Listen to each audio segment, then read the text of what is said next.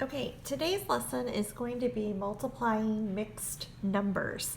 So the first thing that we're going to do is I notice that I have 2 2/3 times 1 4/5.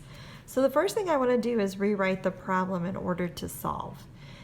When I have mixed numbers, it's really important that when you multiply mixed numbers, you must first change the mixed numbers into an improper fraction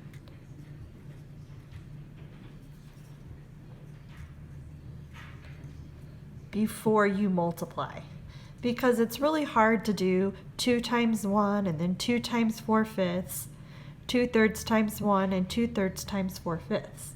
You can do that, but it's going to require multiple steps. So what we're going to do is we're going to just turn 2 2/3 into a fraction and 1 4/5 into a fraction.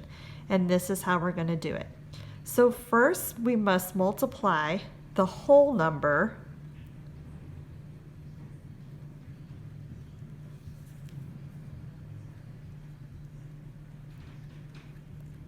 by the denominator. So if I look at 2 2/3, I can see my whole number is 2. So I'm going to multiply 2 times 3. So the first thing I'm going to do is 2 times 3. I'm going to put that in parentheses just so that you can see what I'm doing. Okay? Second, you add the numerator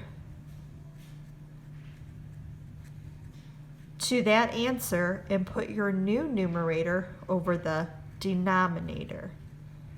Now, what that means is that I'm going to take, I did 2 times 3, now I'm going to add the numerator. So my numerator here is 2.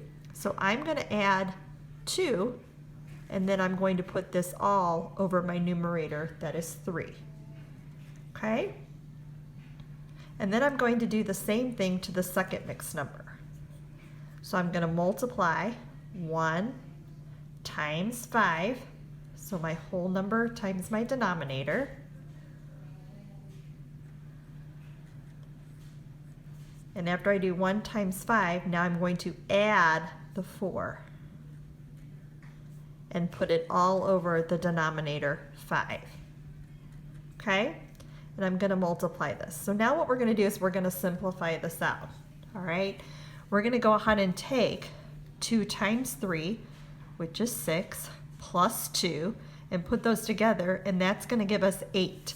So I'm going to write this over here. And we're going to make it over 3. Times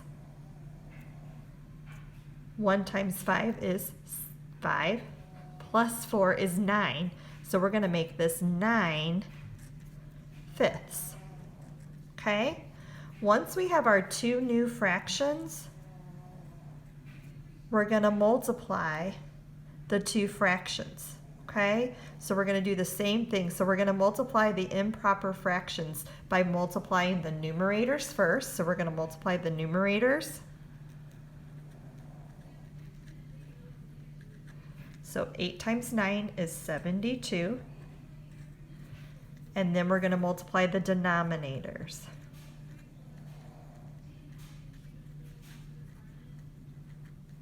And I can see that 3 times 5 is 15. So what that's going to do is, because of course I multiplied a whole number times a whole number, or a mixed number times a mixed number, I'm going to have to change these back to mixed numbers.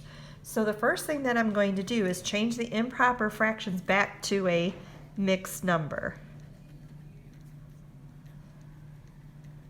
So we're going to have to use this again like a division problem. So I'm going to take this, and I'm going to actually move this down here so that I can see it better and have more room. So I'm going to do 72 divided by 15. Well, if I don't know my 15 facts, I'm going to count or do multiplication over here on the side, 15 times 2, 15 times 3, or add 15s until I can come up with how many 15s go into 72. So I know 2 15s are 30, so 4 would be 60, And if I add one more, that's going to give me 75, which is going to be too much. So I'm going to say 4. And 4 times 15 is 60. And if I subtract, I wind up with 12. Okay? So 12 is going to be my numerator, and 15 is going to be my denominator. Now this is super important, and this is the part that we are still kind of struggling with, is to make sure that we look back and remember to reduce the fraction if needed. So let's look at 4 and 12/15. I know the 4 is going to be fine, but if I look at 12 and 15, I can see that I can divide by 3. So I'm going to do 12 divided by 3, and that gives me 4. And if I do 15 divided by 3, that gives me 5. So my final answer is 4 4/5. So I'm going to go ahead and write that up here, 4 4/5. Okay? Now, you don't have to do all this work up here. You can go straight from changing this to these and then reducing down here. And I'm going to show you how to do that in this Try This. But remember, you're going to go through all these steps up here in order to do it. And it does take some practice.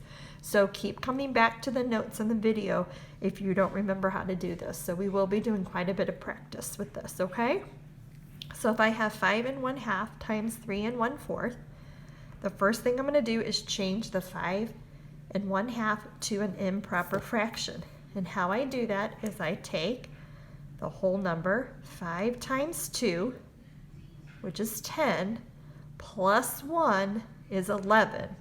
So I'm going to rewrite this as an improper fraction, which is 11/2.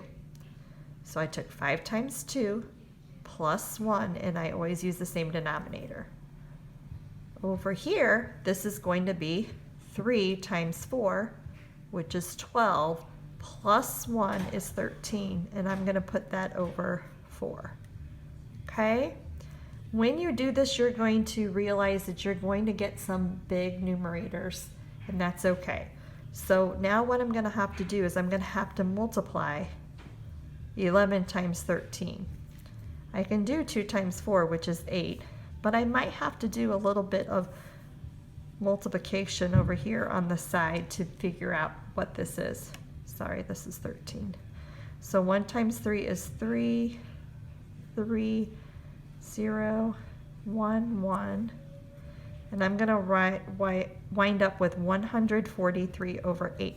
That's a really big mixed number, or improper fraction, and we're going to have to change that in the mixed number. That's why it's so important for us to continue working on our multiplication and our division skills. So I'm going to take 143 divided by 8, and I'm going to go ahead and do my division. And I can fit 7 of those. And if I borrow, I'm going to have a remainder of 7. So my answer is going to be 17 7/8. So my final answer will be the whole number 17 7/8. Okay? All right.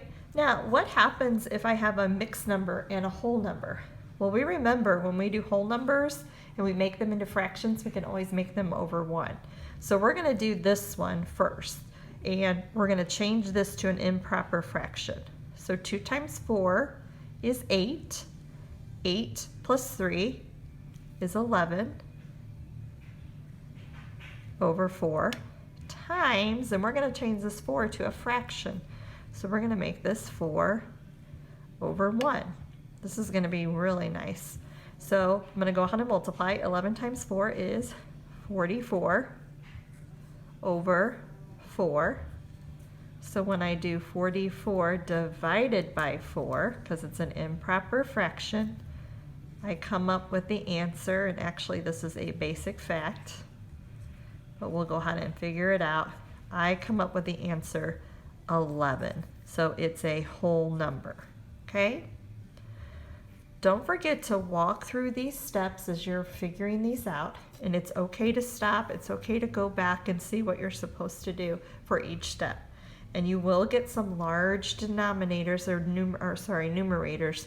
So take your time and make sure you get the math correct. Okay? Go ahead and see if you can figure out how to do these 3 problems on your own. When you're finished, you can go ahead and go to Symphony Math.